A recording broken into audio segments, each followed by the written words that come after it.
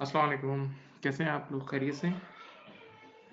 Okay जी, हम एक ratios का क्वेश्चन स्टार्ट कर रहे हैं।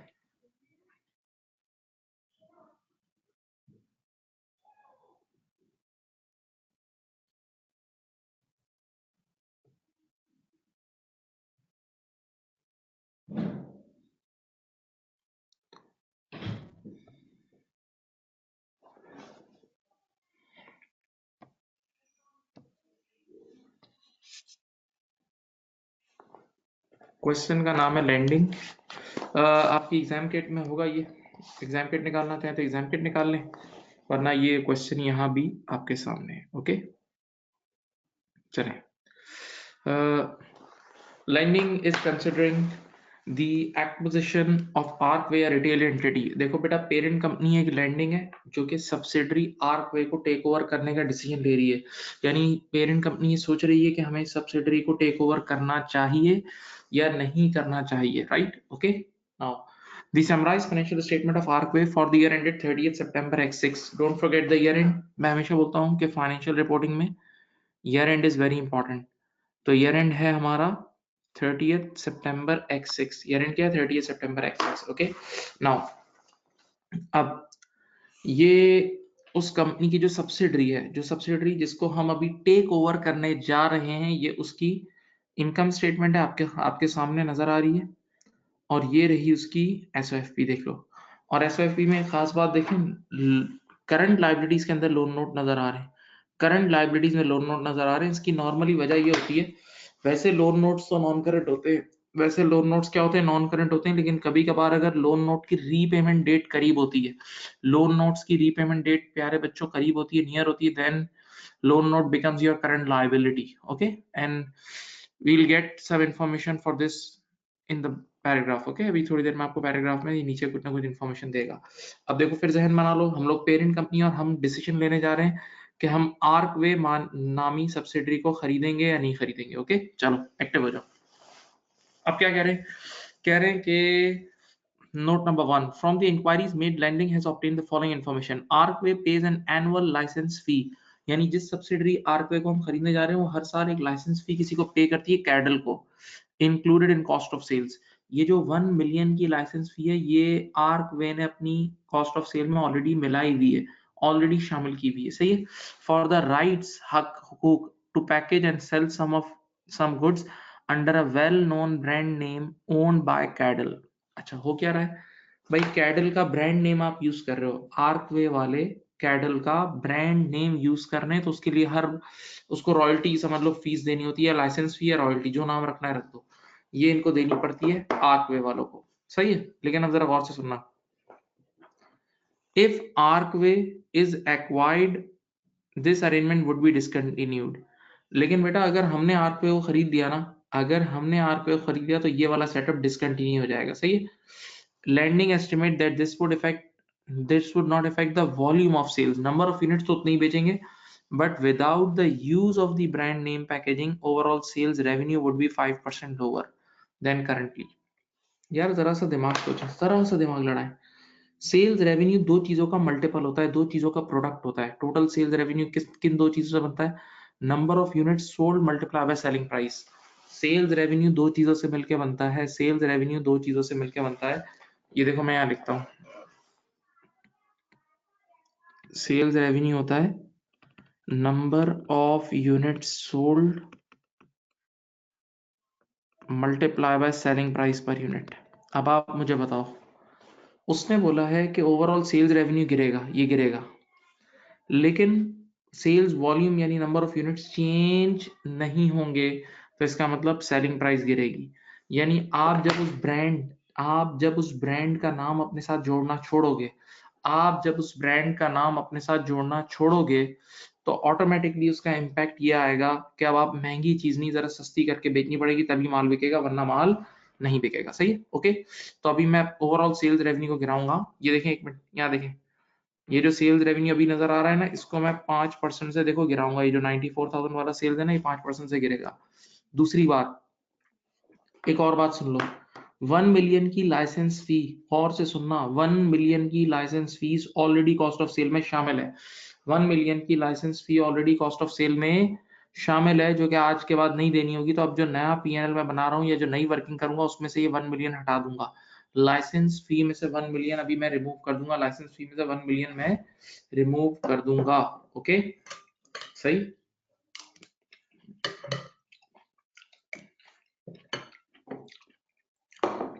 अब चलें आगे बढ़ते हैं। आर्कवे बाइस 50% of its purchase for resale। भाई ये जो माल बेचने के लिए आर्कवे खरीदती थी ना, आर्कवे जो माल बेचने के लिए खरीदती थी उसमें से आधा माल, आधा 50% of its purchase for resale from Cadel, one of Landling's rivals। भाई हमारे दुश्मन से खरीदती थी। हम लोग अभी टेक ओवर करने जा रहे हैं किसको? आर्कवे को। और आर्कवे माल खरीदती थी हमारे एक दुश्मन से। हमारा दुश्मन आज तक तो उसे डिस्काउंट दे रहा था। हमारा दुश्मन आज तक तो उसे डिस्काउंट दे रहा था, लेकिन अब जरा पढ़ें। And receives a bulk buying discount of 10% of normal pricing. This discount does not apply to the annual license fee referred to note 1 and above. This discount would not be available if Arcway is acquired by Landing। भाई साहब थोड़ा सा आप लोग भी सोचें तो समझ जाएंगे। भाई आज तक तो ये डिस्काउंट मिल रहा था क्योंकि हम लोग इन्वॉल्व नहीं थे। अब अगर हम पेरेंट कंपनी बन जाएंगे तो हमारा दुश्मन फिर हमारी सब्सिडरी को क्यों डिस्काउंट देगा? सोचें। तो ऐसी सूरत हाल में ये डिस्काउंट खत्म हो जाएगा। और जब ये डिस्काउंट खत्म हो जाएगा तो कॉस्ट बढ़ेगी। जब ये डिस्काउंट खत्म हो जाएगा तो कॉस्ट ऑफ सेल ऑटोमेटिकली बढ़ जाएगी। जरा सोच लें, महंगा पड़ेगा ना माल हमें। नहीं समझ रहे? अच्छा, ये जहन में रखना कि सिर्फ आधी परचेज इससे खरीद रहे हैं, पूरी नहीं। आधी खरीद रहे हैं, पूरी नहीं। तवज्जो, तवज्जो, सही।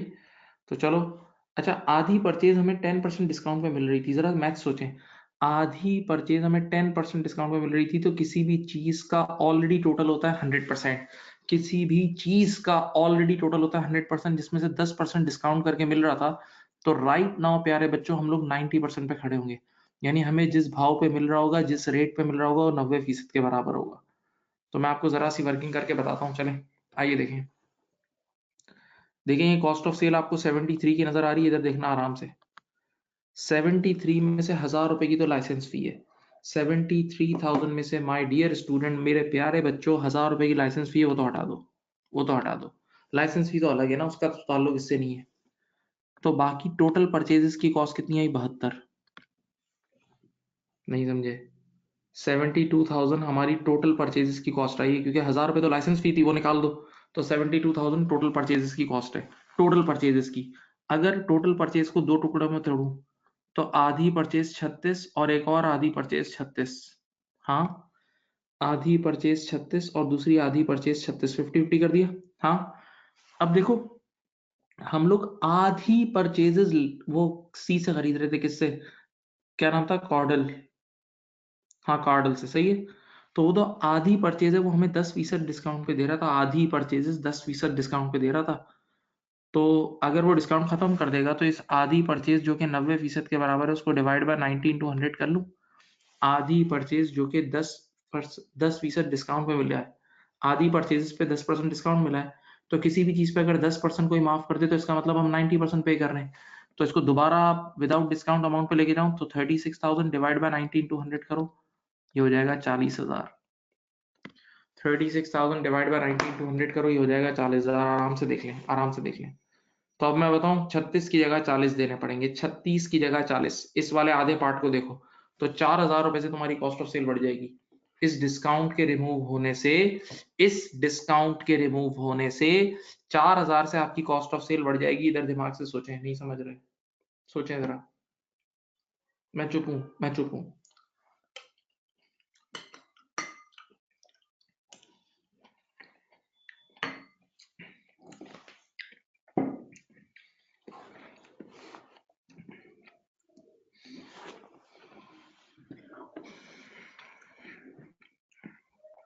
ठीक है जी, देख लें एक नजर अच्छी तरह।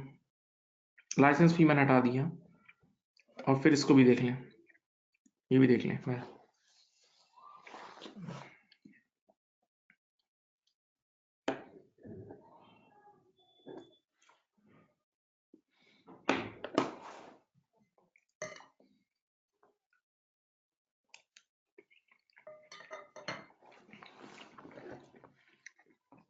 Next, the 4% loan notes have been classified as a current liability due to their imminent redemption. मैंने बोला था ना आपको कि वो जो लोन नोट्स इसलिए करंट लायबिलिटी में दिखाए जा रहे हैं कि वो बहुत जल्द रीपे करने हैं, सही ना, वो लोन वापस करना है, इस वजह से करंट लायबिलिटी में दिखाया जा रहा है. Okay, as such they should not be treated as a long term funding, however they will be replaced immediately after redemption by 8% loan notes with the same nominal value repayable in 10 years time. बेटा second सुने, पहली बात है समझ लो कि company loan के बगैर नहीं चल सकती, इतने लोन की जरूरत है कंपनी को. तो अगर एक बैंक को हम वापस कर देंगे या एक पार्टी जिससे हमने लोन लिया था उसको हम वापस कर देंगे, तो माय डियर स्टूडेंट्स हमें उसी वक्त दूसरी पार्टी से लोन लेना भी पड़ेगा. तो जब दूसरी पार्टी से लोन लेंगे तो वो 8% पे मिलेगा, वो 8% पे मिलेगा. Okay right. दूसरी बात, और वो 10 साल के लिए मिलेगा नहीं, 10 साल बाद रीपे करना होगा, तो फिर ये नॉन करंट लायबिलिटी. तो अब हम एक ऐसी पिक्चर सोच रहे हैं, मेरे बच्चों इधर देखो, हम एक ऐसी पिक्चर सोच रहे हैं कि हमारे टेक ओवर करने के बाद हालात क्या होंगे. तो हमारे टेक ओवर के बाद this liability will be treated as a non-current liability. This liability will be treated as a non-current liability. Okay, right? तो इसको नॉन करंट. अच्छा, मैं इस चीज पे भी अभी बात करूंगा अपनी कमेंट्री में कि पहले 4% पे लोन मिला होता, अब 8% क्यों, इसके पीछे बड़ी अच्छी वजूहत है, मैं आपको बताऊंगा. सही है, ये पर इंटरेस्ट रेट के ऊपर भी हम बात करेंगे, डोंट वरी. अच्छा, lending has obtained some of Arcway lending has obtained some of Arcway's retail sector average ratios for the year ended 30th September X6. It has then calculated the equivalent ratios for Arcway as shown. सही. देखें बेटा, एक आपके सामने sector average नजर आ रहा है कि इंडस्ट्री एवरेज क्या चल रहा है, और आर्क वे का एवरेज क्या है जिस सब्सिडरी को हम टेक ओवर करने जा रहे हैं. तो माय डियर स्टूडेंट, ऐसे सवाल मैंने आपको पहले भी कराए. देखो इंडस्ट्री के सामने बहुत आउट क्लास नजर आ रही है सिवाय पहले रेशियो के, एनुअल सेल्स पर square metre of floor space. अच्छा देखिए, जो पहला रेशियो लिखा हुआ है ना, दुनिया भर में बड़ा कीमती रेशियो होता है, क्योंकि फ्लोर एरिया बड़ा इंपॉर्टेंट होता है रिटेल आउटलेट्स, ये रिटेल का काम हम टेक ओवर करने जा रहे हैं ना. तो देखा जाता है कि इतने एक आउटलेट में पर स्क्वायर फीट कितनी चीज कितना माल बिक रहा है. तो this is also very important, क्योंकि जगह कुछ जगहों पे बहुत कीमती होती है. कुछ दुनिया में ऐसी लोकेशंस भी हैं जहां पर लैंड इतना इजीली और इतना सस्ता अवेलेबल नहीं होता. तो ये भी एक परफॉर्मेंस इंडिकेटर चेक किया जाता है. ठीक है, देखें इसको गौर से. उसके बाद रिटर्न ऑन कैपिटल एम्प्लॉयड, वैसे सेक्टर एवरेज 18% है और इस आर्क वे का नजर आ रहा है 58. भाई पता नहीं 3-4 गुना नजर आ रहा है. एसेट टर्नओवर भी इसका डबल नजर आ रहा है. देखो जीपी मार्जिन ऑलमोस्ट बराबर है इंडस्ट्री के, ऑपरेटिंग प्रॉफिट मार्जिन इंडस्ट्री से ज्यादा है. देखो आंखें खोल के देखो, गेयरिंग यानी डेट इक्विटी रेशियो इंडस्ट्री के सामने नील नजर आ रहा है, क्योंकि नॉन करंट लायबिलिटी कुछ है ही नहीं. उसने करंट लायबिलिटी में लोन को दिखाया हुआ है, उसने करंट लायबिलिटी में लोन को दिखाया हुआ है, प्लीज याद रखना. ठीक है, अब देख लो ये, अब ये काम की बातें. a note a note accompanying the sector average ratios explains that it is the practice of the sector to carry retail property at market value. भाई इंडस्ट्री की प्रैक्टिस ये है, जिस इंडस्ट्री में हम लोग हैं, कि वो मार्केट वैल्यू पे रिकॉर्ड करते हैं. लेकिन राइट नाउ जिस सब्सिडरी को हम टेक ओवर कर रहे हैं उसकी एसेट्स मार्केट वैल्यू पे नहीं है. तो आप जरा सोचें, जब आप टेक ओवर करेंगे तो एक रिवैल्यूएशन रिजर्व भी आ जाएगा. Okay, don't forget. उसके बाद क्या कह रहे हैं, the market value of the Arcway's retail property is 3 million more than its carrying amount. Ignore the effect of any consequences of additional depreciation. तो देख लो बेटा, 3 मिलियन की रिवैल्यूएशन आएगी, 3 मिलियन यानी 3,000 की रिवैल्यूएशन आ जाएगी. तो अभी जो मैं इक्विटी का पैकेट बनाऊंगा उसमें 3,000 का रिवैल्यूएशन रिजर्व भी लिखूंगा. सही है. और इसने आगे बोला है कि and gives 12,000 square metres of floor space. अभी मैं एक रेशियो निकालूंगा ना फ्लोर स्पेस वाला, देखो ऊपर, तो उसमें 12,000 स्क्वायर मीटर यूज करूंगा. मैं 1 मिनट के लिए चुप हूँ, आप देख लें, आराम से देख लें. और बेहतर होगा कि आपके पास भी क्वेश्चन हो, वरना तस्वीर भी खींच सकते हो आप.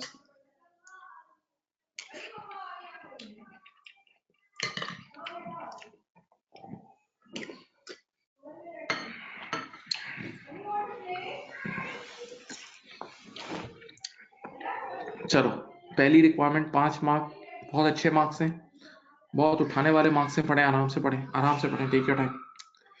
After making adjustment to the financial statement of Arcway which you think may be appropriate for comparability purpose restate. कह रहे हैं कि रेवेन्यू निकाल के दो नया, नंबर एक कॉस्ट ऑफ सेल नहीं निकाल के दो, फाइनेंस कॉस्ट नहीं निकाल के दो, ठीक है, इक्विटी का पैकेट नया निकाल के दो, और नॉन करंट लाइबिलिटीज। इसमें से कुछ चीजें तो बहुत ही इजीली निकलेंगी, आप आराम से एक बार देख लें। मैं चुप हूं, आप देख लें।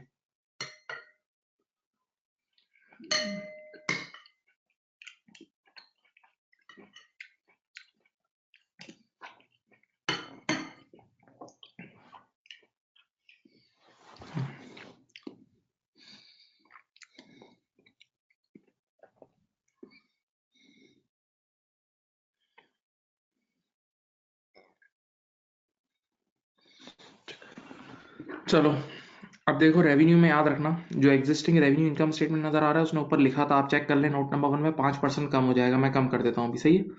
कॉस्ट ऑफ सेल मैं खुद निकलवाऊंगा। Finance cost not a big deal, पहले इंटरेस्ट रेट था 4%, अब 8% हो गया है। इक्विटी का पैकेट, ये देखो पढ़ो क्या लिखा है, assume that your adjustment to profit and loss. आपने सेल्स और कॉस्ट ऑफ सेल को छेड़ा है तो रिटेन अर्निंग भी तो हिली होगी ना, तो उसने आपके साथ एक एहसान कर दिया है। assuming your adjustment to profit and loss result in retained earning of 2.3 million at 30th September x6। यानी बस अभी जो इक्विटी का पैकेट मुझे बनाना है उसमें डायरेक्ट रेडीमेड रिटेन अर्निंग ले लूंगा 2.3 मिलियन की, ओके। और हमें चाहिए नॉन करंट लायबिलिटीज। चलो बिस्मिल्लाह, आप क्वेश्चन को अपने सामने रखें, देखें भाई, ऑलरेडी क्वेश्चन का रेवेन्यू कितना था बेटा, 94,000 था। उसने बोला था ये 5% कम हो जाएगा, ठीक है, तो 94,000 को 5% कम कर दो। चलो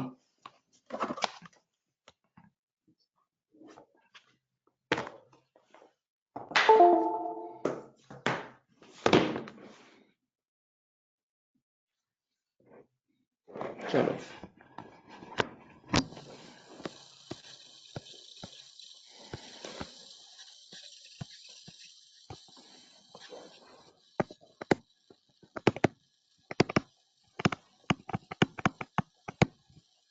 adjusted numbers, requirement number A है of archway after adjustments, okay। number 1 sales revenue, बेटा वैसे 94,000 था, वैसे माय डियर स्टूडेंट 94,000 था, अब 5% कम हो जाएगा तो 95% रह जाएगा बस। तो आप इसमें डायरेक्ट इसको अगर आप चाहें तो 95% से मल्टीप्लाई कर दें तो ये आ जाएगा आपके पास। अब देखते हैं ये कितना बनता है, मेरे पास कैलकुलेटर है। 94,000 टाइम्स 0.95, 89,300। बेटा जो नया रेवेन्यू आएगा वो आएगा 89,300, okay. Number 2 cost of sales,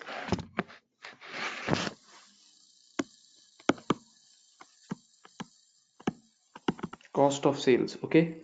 देखिए बेटा ऑलरेडी कॉस्ट ऑफ सेल कितनी थी, देख लो अच्छी तरह, देखो आराम से, 73,000 थी। आप क्वेश्चन में देख लें, already question cost of sale थी 73। अब सिर्फ मुझे दो इम्पैक्ट बताने, देखो 73,000 के अंदर माय डियर स्टूडेंट 1,000 रुपए की लाइसेंस फीस थी जो आज के बाद नहीं होगी।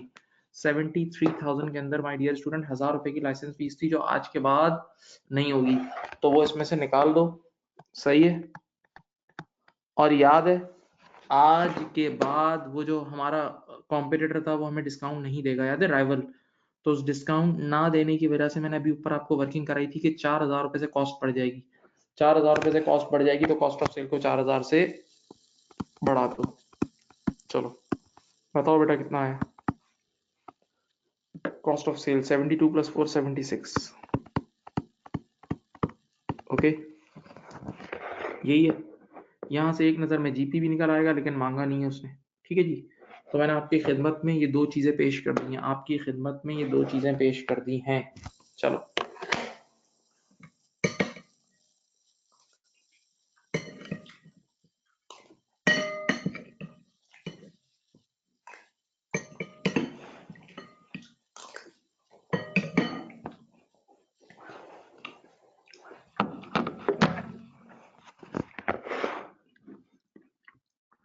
अब तीसरी चीज़ क्या है, finance cost. Very very easy, इधर देखो,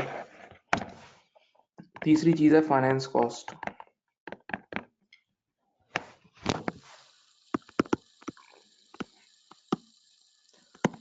10,000 रुपए का 10,000 का लोन था और बेटा नया इंटरेस्ट रेट है 8%। कितना है? 8% उसने बोला था नया इंटरेस्ट रेट है, ये रहा 800। खत्म। फाइनेंस कॉस्ट आ गई, 10,000 का 8% लिया, ठक 800 रुपए आ गए, कोई मसला ही नहीं। अच्छा जी, चलिए चौथी चीज इक्विटी का पैकेट निकालना है। इक्विटी का पैकेट,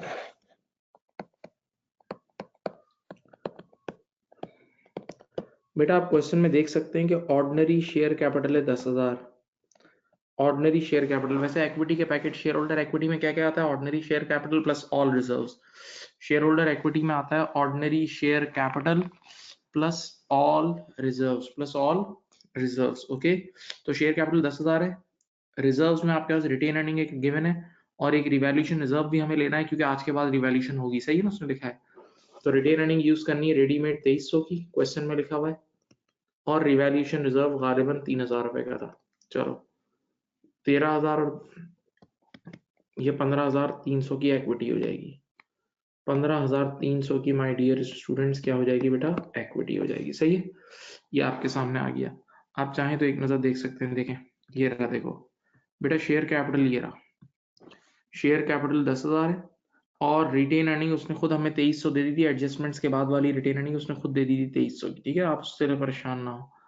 और रिवैल्यूएशन रिजर्व उसने हमें यहाँ हिंट दिया था, देखें ये रहा रिवैल्यूएशन रिजर्व का हिंट, ठीक है।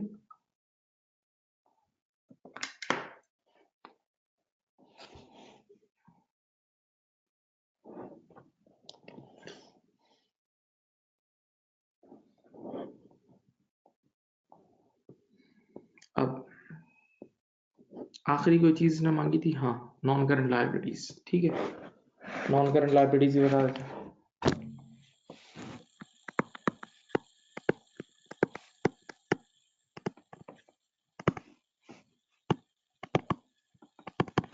बेटा आप जब 10,000 का लोन लोगे लॉन्ग टर्म के लिए तो वही लोन आपका 10,000 की नॉन करंट लायबिलिटी बन जाएगा, याद है? ओके, चलो ये you just got 5 marks, you just got 5 marks. ये 5 मार्क्स आपने आराम से उठा लिए, ये 5 मार्क्स आपने आसानी से और आराम से उठा लिए, देख लें।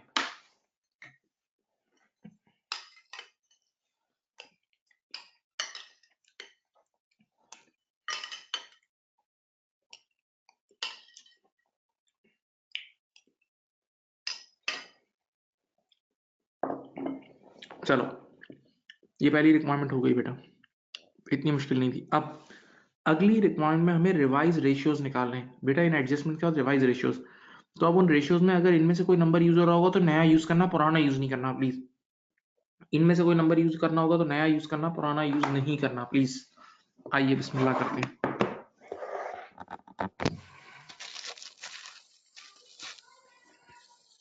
क्या मांग रहे हैं? recalculate the comparable sector average ratios for Arcway based on your restated figures। बेटा अब हमें we have to calculate the new ratios with respect to restated figures, okay, right now। चलो बेटा पहला रेशियो है एनुअल सेल्स पर square metre of floor space. तो annual sales नई वाली कितनी है? नई वाली एनुअल सेल्स ये रही 89,300 और ये स्क्वायर मीटर से, देखें इधर देखें, ये क्वेश्चन के आखिरी पैराग्राफ में ये स्क्वायर मीटर्स गिवन है, सही है, ये देख लें। नई वाली एनुअल सेल्स भी आपके सामने, नई वाली एनुअल सेल्स 89,300 है और आपके पास स्क्वायर मीटर्स में 12,000। चलो requirement number B, restated ratios. पहले का नाम है एनुअल सेल्स पर square metre of floor space, annual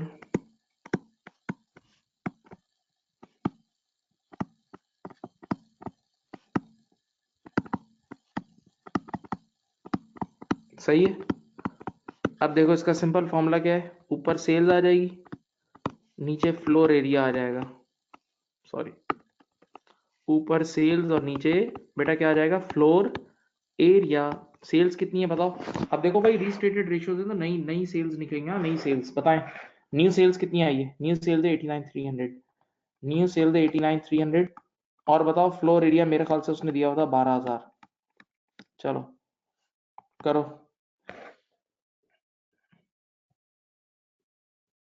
इन्होंने मेरे ख्याल से ये दिया हुआ था 12,000, ठीक है। कहाँ है कैलकुलेटर?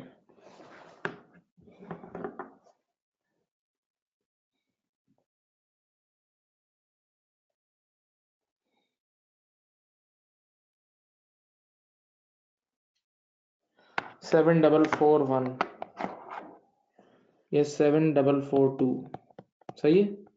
आप लोग आंसर निकालेंगे तो 7.4 आ रहा होगा, लेकिन बेटा आप जाके क्वेश्चन में देख लें, ये सेल्स 1000 में है तो 3 जीरो आगे और बढ़ाने हैं। सही है, सेल्स ऑलरेडी ऊपर 3 जीरो लगे हुए हैं जो इनकम स्टेटमेंट है, तो 7,442 आंसर है।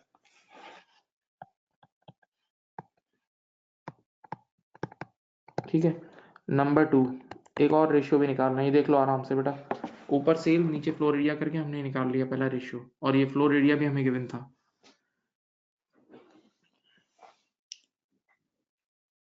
नंबर 2 सेकंड देखिए बेटा, दूसरी चीज उन्होंने मांगी है, कौन सा रेशियो है? Return on capital employed, ROCE, ROC ROCE. Please जागे आरओसी रोस। रोस का क्या फॉर्मूला होता है मैं लिखता हूँ आपके सामने।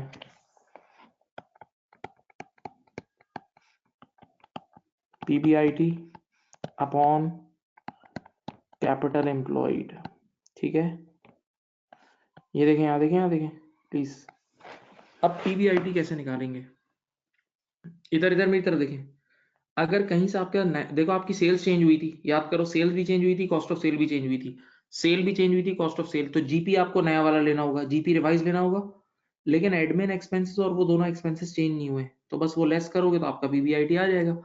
इधर आओ समझाता हूँ। ये देखो, आप इधर इनकम स्टेटमेंट एक नजर देखो, नई वाली इनकम स्टेटमेंट, नई वाले नंबर्स देखो। सेल्स है 89,300, ये देखो, और कॉस्ट ऑफ सेल 76,000 है।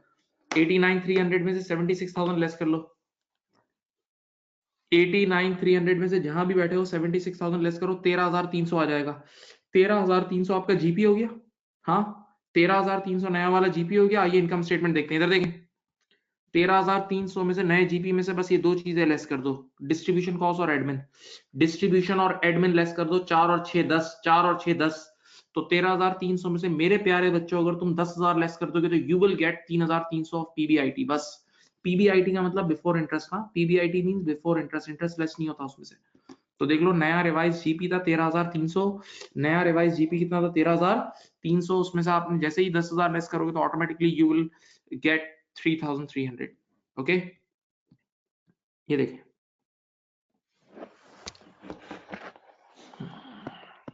13,300 ये जीपी है, माइनस 10,000 करोगे तो 3,300 बना। और नीचे बताओ capital employed. We have studied two formulas of capital employed, दो फॉर्मुलाज पढ़े। मैं एक सिंपल फॉर्मुला आपको बता रहा हूँ, share holder equity plus long term liability. Capital employed का फॉर्मुला होता है share holder equity plus long term liability. तो बेटा जरा नई वाली इक्विटी ये रही, ये देखो, ये देखो क्वेश्चन में देखो, अभी नई वाली इक्विटी और नया लोन ये रहा आपके सामने। प्लीज आंखें खोलें, नई इक्विटी और नया लोन आपके सामने है भाई, देख लो यार। तो 15,300 प्लस 10,000 बस, ये लो।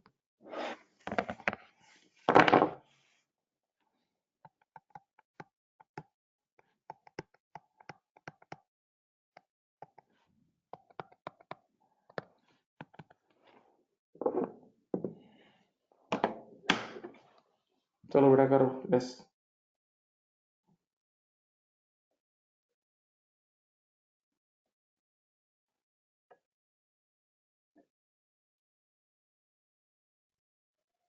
थर्टीन परसेंट,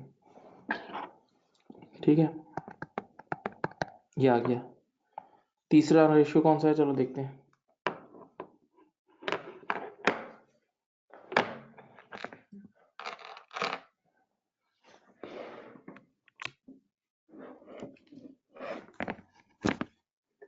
तीसरा रेशियो देखें चले। तीसरा जो है, अल्लाह खुश रखे, नेट एसेट टर्नओवर। सही है, नेट एसेट टर्नओवर का फॉर्मूला होता है sales upon capital employed. Net asset turnover का बेटा फॉर्मूला होता है sales divided by capital employed. Okay, चलो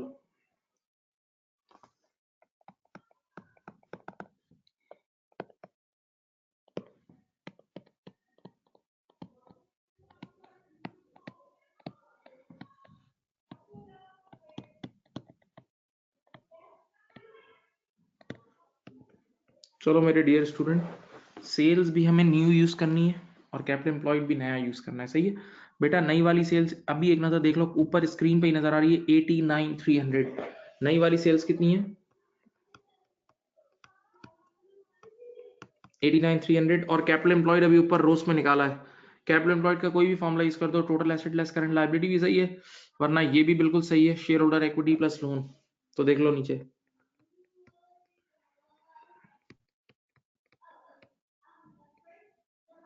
चलो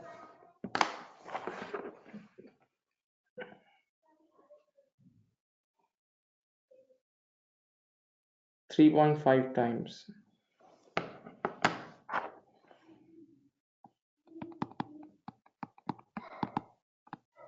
ठीक है, अब अगली चीज क्या मांगी है, रुक रहा हूं मैं, देख लो एक नजर बेटा।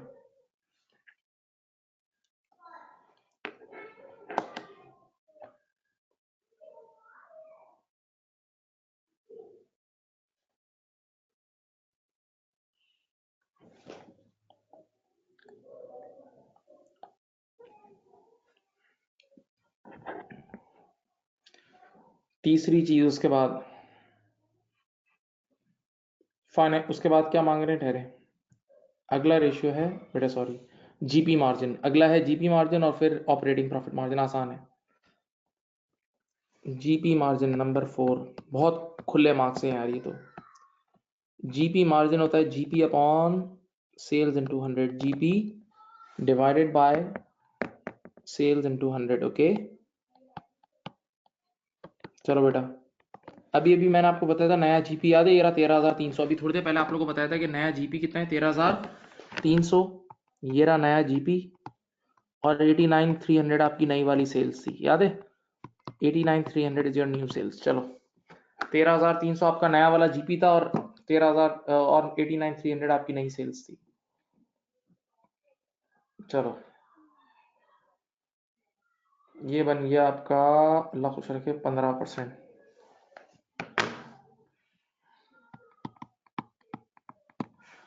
ठीक है, 4 रेशो हो गए। अब 5वां रेशो, ऑपरेटिंग प्रॉफिट मार्जिन। ये क्या होता है, इसका फॉर्मूला याद है?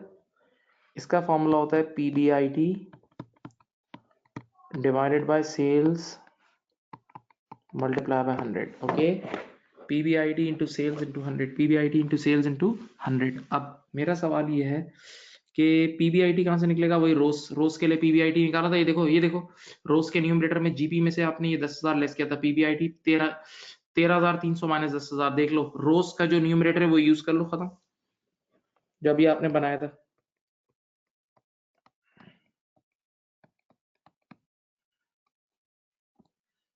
डिवाइडेड बाय,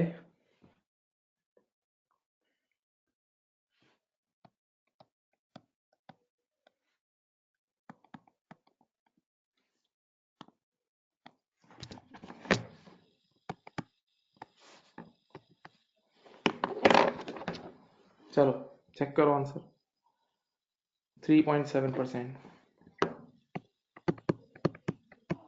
ठीक है, अच्छा आप लोग इस चीज को भी नोटिस करते रहे कि जो नए आंसर्स आ रहे हैं वो डिफरेंट आ रहे हैं, जो अब आपने एडजस्टमेंट करने के बाद जो आंसर निकाल रहे हैं वो डिफरेंट आ रहे हैं। तो ये अब आप लोग का जो टेक ओवर का डिसीजन है पेरेंट कंपनी का, उसको हिट मारेगा ही। और आखिरी चीज, debt equity ratio, gearing ratio बोलते हैं, डेट इक्विटी रेशियो। सिंपल यार, इसका फॉर्मूला याद है? गेयरिंग इस डेट इक्विटी रेशियो का, ऊपर लिखना नॉन करंट लायबिलिटीज,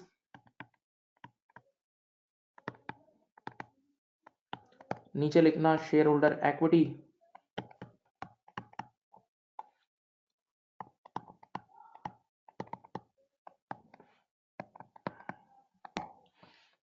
सही है, चलो मुझे बताओ, आपके पास नई वाली नॉन करंट लायबिलिटी थी 10,000, मैंने कहा था ना कि 10,000 का लोन लेना पड़ेगा। तो नई वाली नॉन करंट लायबिलिटीज हैं बेटा 10,000, और नई वाली शेयर होल्डर इक्विटी थी अभी देखी थी 15,300, अभी हमने ऊपर ही निकाली है 15,300, इंटू 100 कर लो। चलो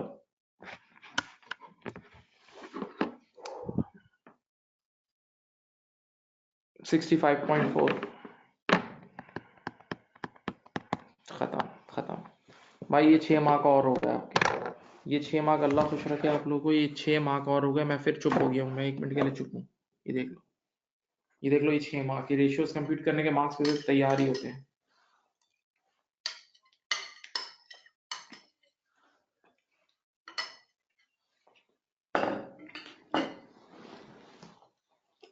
देख लीजिए भाई।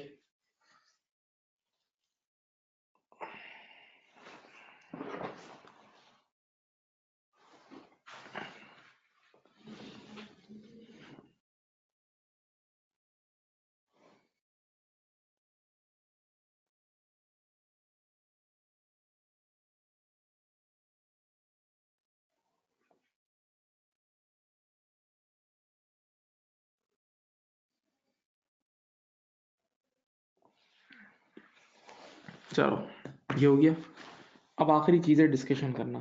आखिरी काम है डिस्कशन करना। ये कोई मुश्किल इतना, अच्छा पहले डरने वरने की बात नहीं, बिल्कुल आराम से सुकून से जनरल बातें होंगी जो नजर आ रही हैं, और जो आपने पुराने क्वेश्चन में की हैं वही चीज़ आपको ज्यादातर मिलेंगी, ठीक है। ओके। अच्छा आप लोगों को याद होगा, देखो इस तरह के सवाल पहले भी आ चुका है, योगी वगैरह जो आप लोगों ने किए हैं, उसमें भी यही था कुछ कि एक कंपनी ऐसी थी जो बाज़ाहिर अच्छी नज़र आ रही थी, लेकिन जब उसमें हमने एडजस्टमेंट्स की, उसको खोला, उसके अंदर डिटेल डिग डाउन किया, तो चीज़ कुछ और निकली, याद है। ओके। तो यहाँ भी ऐसा ही है कि अब आपके पास रिवाइज रेशियोज कुछ और ही आए। तो ऐसी सूरत हाल में अच्छा तरीका क्या बताऊँ प्रेजेंटेशन का बात करने का, कि पहले आप सेक्टर एवरेज लिखो, फिर अनएडजस्टेड रेशियोज जो आपको ऑलरेडी गिवन थे, और जो एडजस्टेड रेशियोज में 3 कॉलम बना के लिखो, तो आमने सामने आपको समझना आसानी होगी, सही है। ओके। तो चलो मैं आपके सामने ये सब रेशियोज लिख रहा हूँ।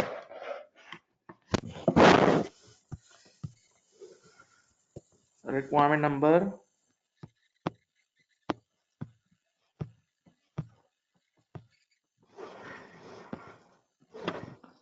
रिक्वायरमेंट सी, ठीक है।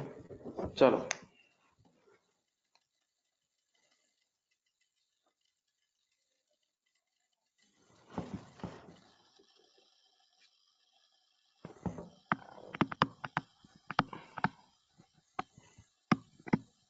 देखो, एक रेशियो ऑलरेडी इसके रिपोर्टेड थे,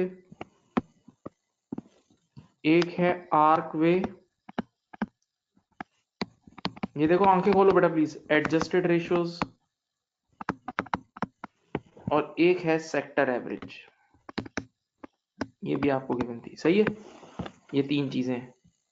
अब देखो, सबसे पहले पहला रेशियो कौन सा था, एनुअल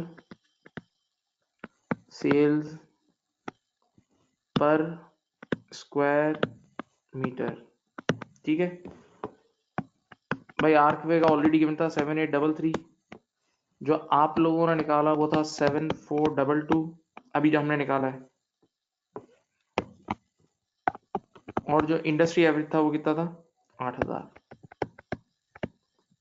अब जरा गौर करें, इधर देखें, इंडस्ट्री एवरेज से ऑलरेडी हमारा कम था, ये देखो इंडस्ट्री एवरेज 8000 है।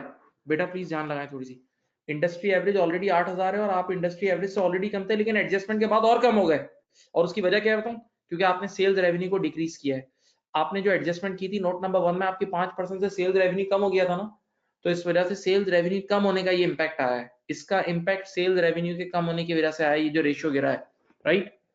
अच्छा आप देखो नंबर 2, दूसरा रेशियो देखते हैं। दूसरा रेशियो था रोस, ऑलरेडी रोस अल्लाह माफ करे क्या गिवन था, ये देखो 58.5%, और जो तुम लोगों ने निकाला है वो कितना है, 13%, और इंडस्ट्री एवरेज कितना है, 18। अब आप देखें पूरी बेड़ा गर्क हो गया। देखें कितना बड़ा रोस रिपोर्ट हो रहा था, चाहे कितना बड़ा रोस रिपोर्ट हो रहा था, जरा सोचें, 58.5% का रोस रिपोर्ट हो रहा था। हाँ, तो इंडस्ट्री एवरेज तो सिर्फ 18 थी, आपने जैसे कि एडजस्ट किया तो 13 हो गया। वजह क्या है, रोज क्यों गिरा इतना भयानक तरीके से, रोज क्यों गिरा, क्योंकि प्रॉफिटेबिलिटी गिरी। वजह बहुत सारी है। प्रॉफिटेबिलिटी गिरने की वजह, आंखें खोलो, रेवेन्यूज गिरे और कॉस्ट ऑफ सेल बढ़ी। याद है ऊपर भी आपने देखा था, रेवेन्यूज गिरे और कॉस्ट ऑफ सेल बढ़ी, डिस्काउंट वगैरह खत्म हो गए थे, जो कॉम्पिटिटर ने डिस्काउंट देना बंद कर दिया था, राइवल ने। ओके। तो एक तो न्यूमरेटर गिरा, और दूसरा डिनोमिनेटर बढ़ा, आपका कैपिटल एम्प्लॉयड भी बढ़ा, इक्विटी का पैकेट चेंज हुआ, इक्विटी के पैकेट में रिवैल्यूएशन रिजर्व आया, लोन बढ़ा, लोन याद है, नॉन करंट लायबिलिटी बढ़ी, तो नॉन करंट लायबिलिटी बढ़ने से भी आपका कैपिटल एम्प्लॉयड बढ़ता है, सोचो दिमाग से। हाँ, तो न्यूमरेटर कम हो गया और डिनोमिनेटर बढ़ा, तो डबल पिटाई हुई, तभी रोज बुरी तरह गिरा है। सही। तीसरा रेशियो था एसेट टर्नओवर था। तीसरा रेशियो क्या था? Net asset turnover.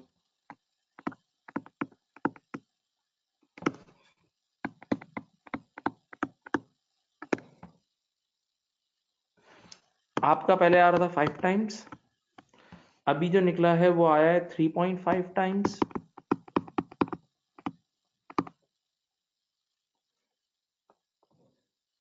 और इंडस्ट्री एवरेज कितना है? 2.7 टाइम्स। देख लो, इसका मतलब आपका पहले तो इंडस्ट्री के सामने डबल था, इंडस्ट्री के सामने पहले डबल था, लेकिन अब ये 3.5 गुना पे आ गया, यानी उससे काफी कम हो गया है। कम होने की वजह फिर सुन लो बच्चों की तरह।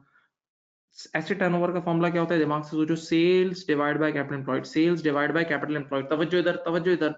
Sales divide by capital employed, तो सेल्स भी गिरी, न्यूमरेटर भी गिरा, न्यूमरेटर गिरा तो उस वजह से भी आपका ये रेशियो गिरा है। और आपका डिनोमिनेटर में लोन्स लोन्स ऐड हुए हैं, नॉन करंट लायबिलिटीज ऐड हुई है, तभी भी ये गिरा है। सही है, इस वजह से गिर रहा है। लेकिन still this is better than industry average, still this is better than industry average, तो इतना परेशान होने वाली चीज नहीं है ये, इंडस्ट्री के मुकाबले में अच्छा है।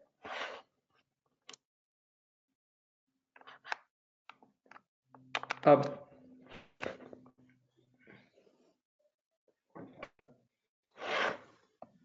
अगला रेशियो था गालिबन जीपी मार्जिन।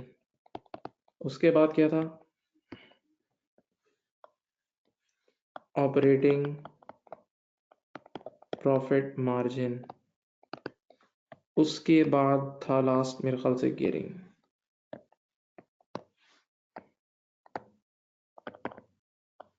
ठीक है, चलो जीपी मार्जिन कितना था देखते हैं, एक मिनट है। 22.3 ऑलरेडी था जो रिपोर्ट हो रहा था, आपने जो कैलकुलेट करा है वो 15% किया है, और इंडस्ट्री का 22 है। देख लो भाई, इंडस्ट्री के सामने अब आप नीचे आ गए, इंडस्ट्री के सामने नीचे आ गए। उसकी वजह क्या है? जीपी मार्जिन क्यों गिर रहा है? सेलिंग प्राइसेस रिड्यूस हो रही हैं। गौर करें, ऊपर पढ़ लिया मैंने, ऊपर साबित किया था मेरे लेक्चर में, जाके रिवाइंड करके देख लेना। सेलिंग प्राइसेस एक तो रिड्यूस हुई हैं, आपने पढ़ा हुआ ओरिजिनल लेक्चर में कि whenever selling prices goes down, GP margin also goes down. Okay. Secondly, the cost of sale then has increased. Why? Because of the removal of the discounts. So because cost of sale has gone up, that's why GP margin went down. Okay. Now operating margin. Operating margin क्या है? Operating margin कितना था? Already था मेरे ख्याल से 11.7, जो हमने निकाला है वो मेरे ख्याल से आया है 3.7, और प्यारे बच्चों इंडस्ट्री का एवरेज कितना है? 6.7%। ओके, तो देखो इंडस्ट्री के सामने हमने बहुत बुरी तरह मार खा ली है, और उसके सारे रीजंस आपके सामने। एक तो ऑपरेटिंग प्रॉफिट मार्जिन क्यों गिरा है, पुराने क्वेश्चन में कमेंट्री लिखवा चुका हूँ, सुन लो। क्योंकि जीपी गिरा तो उसका carried forward effect operating profit पे आता है, जो इफेक्ट अगर जीपी की पिटाई होगी तो ऑपरेटिंग प्रॉफिट की भी पिटाई होगी। सही है, तो इस वजह से भी ये इम्पैक्ट आया है। सेकंड क्या है कि आप अगर गौर करो तो आपका एडमिन वगैरह के एक्सपेंसेस भी ज्यादा हैं, एडमिन वगैरह के एक्सपेंसेस भी ज्यादा हैं। देख लो, कोई 10,000 बहुत ठीक ठाक टाइम्स है। नाउ गेयरिंग, गेयरिंग इंडस्ट्री की कितनी थी? नहीं, पहले गेयरिंग हमारी थी नील, जीरो रिपोर्ट हो रही थी, अब हुई है 65 पॉइंट या कुछ थी ना, 4। और अल्लाह खुश रखे,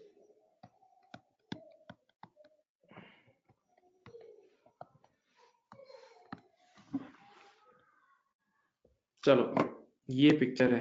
अच्छा देखो, गेयरिंग पे भी थोड़ी कमेंट कर देता हूँ आपको, ये मैं भी आपको बता भी देता हूँ सारा।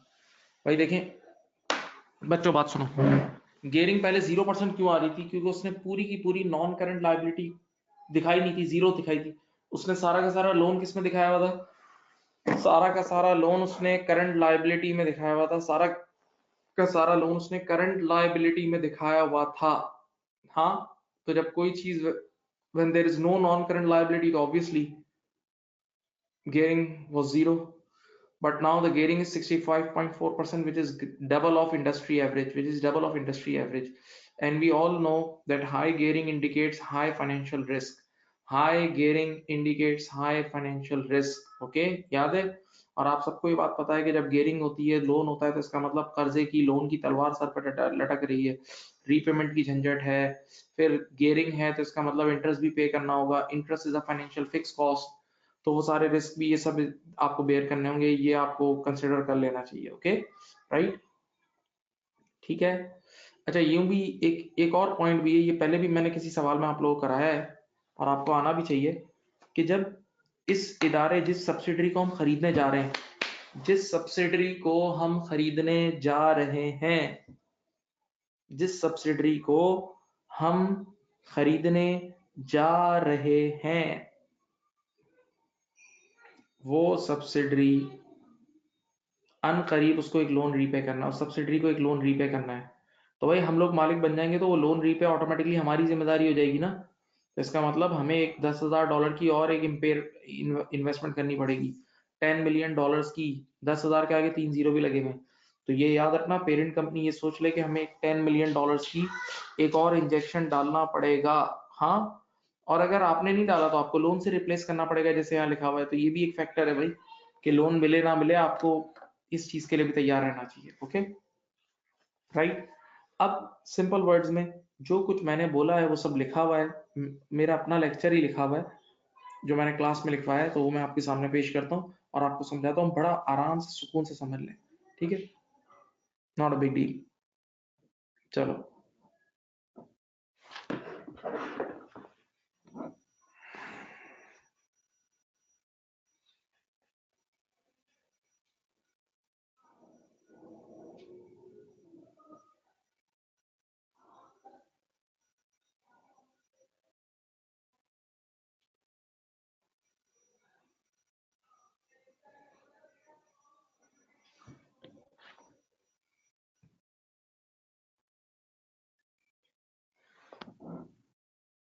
ये देखो बेटा, आपके सामने, ये देख लें, आपके सामने देखो। अब आपको थोड़ा सा गौर से पढ़ना होगा, इतना मुश्किल नहीं है, राइटिंग रीडेबल है। Looking at the unadjusted picture of Arcway, it looks very attractive. ये देखो, पहला पैराग्राफ में रीड कर रहा हूँ, ये वाला। It looks very attractive as profitability and efficiency ratios are double of the sector's average, but after adjusting the related party transactions, the picture is entirely different. देखो, आराम से सुनो।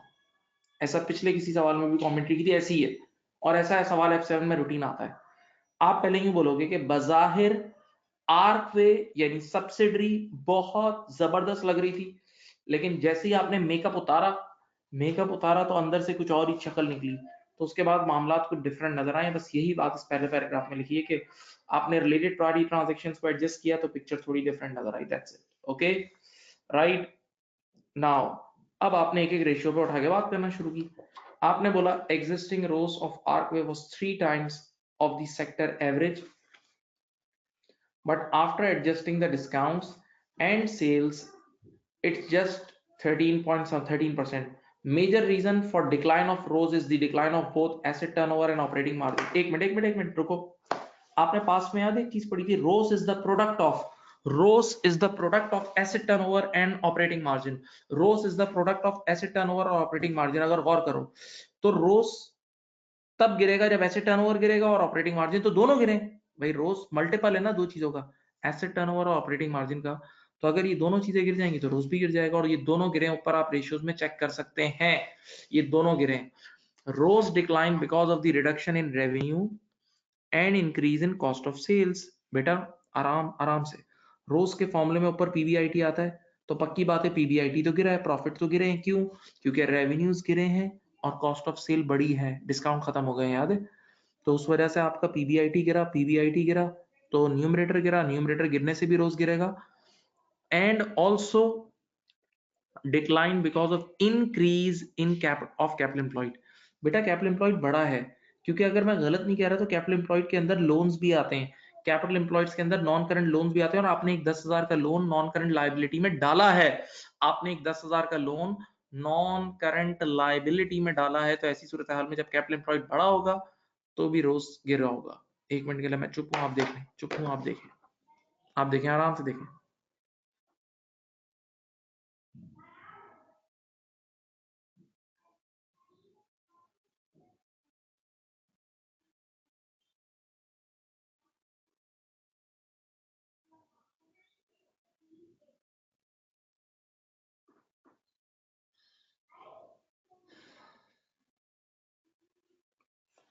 अब उसके बाद अगली चीज, एसेट टर्नओवर भी आपको पता है मेरे प्यारे बच्चों 5 टाइम से 3.5 टाइम पे आ गई है। जो 5 टाइम वैसे नजर आ रहा था उससे 3.5 टाइम पे। उसकी वजह क्या है? दिमाग दिमाग दिमाग। एसेट टर्नओवर का फॉर्मूला होता है sales upon capital employed, sales upon capital employed. तो सेल्स न्यूमरेटर में होता है, सेल्स भी गिरी है, याद है रिडक्शन इन रेवेन्यू हुआ था, तो न्यूमरेटर गिरेगा तो भी एसेट टर्नओवर गिरेगा। और डिनोमिनेटर में कैपिटल एम्प्लॉयड बढ़ा है, डिनोमिनेटर में कैपिटल एम्प्लॉयड बढ़ा है।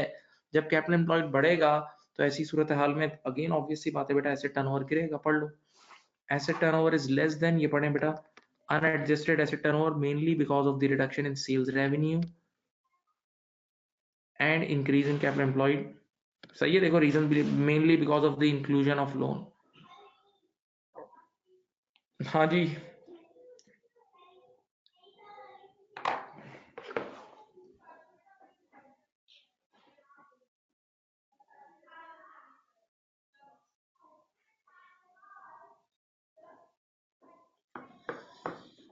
उसके बाद जीपी मार्जिन भी गिरा है। GP margin reduce because of the reduction of company selling price. Yes यार, जब उसने ऊपर लिखा हुआ था सेल्स रेवेन्यू डिक्रीज हुआ है without reduction in sales units, याद है ऊपर लिखा हुआ था, तो मैंने कहा था इसका मतलब सेलिंग प्राइस गिरी है। और आप सबने ओरिजिनल लेक्चर भी रेशियोज का सुना है कि जब भी सेलिंग प्राइस गिरती है तो जीपी मार्जिन गिरते हैं, मार्जिन गिरते हैं, याद है। तो मार्जिन गिरने की एक वजह सेलिंग प्राइस का गिरना है और दूसरी वजह कॉस्ट ऑफ सेल का बढ़ना है due to the removal of discount. Okay, ये सब आपने एक्सप्लेन करना है। देन ऑपरेटिंग मार्जिन याद है, ये होता है PBIT upon sales, PBIT upon sales, याद है बेटा ये। तो अब देखो, operating margin decrease mainly because of the carried forward effect of the fall in gross profit. देखो, अगर जीपी को एक थप्पड़ मारोगे तो उसी थप्पड़ का इफेक्ट पीबीआईटी तक भी पहुंचेगा, ये आप सबको पता है। तो जीपी गिरेगा तो पीबीआईटी गिरेगा, मेन वजह यही है।